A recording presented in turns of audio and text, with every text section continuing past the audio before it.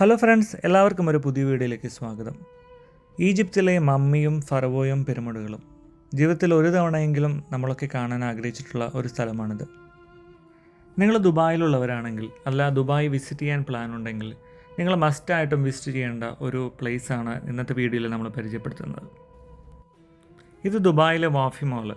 ഈ മാളിൻ്റെ ലൊക്കേഷനിൽ നമ്മൾ വരികയാണെങ്കിൽ മാളിൻ്റെ അകത്ത് നമ്മൾക്ക് ഈജിപ്തിൻ്റേതായ കുറേ ഏൻഷ്യൻ്റ് ആർക്കിടെക്ചർ രൂപങ്ങളും ഫറവോസിൻ്റെയും മമ്മീസിൻ്റെയൊക്കെ രൂപങ്ങൾ നമുക്ക് എക്സ്പീരിയൻസ് ചെയ്യാം.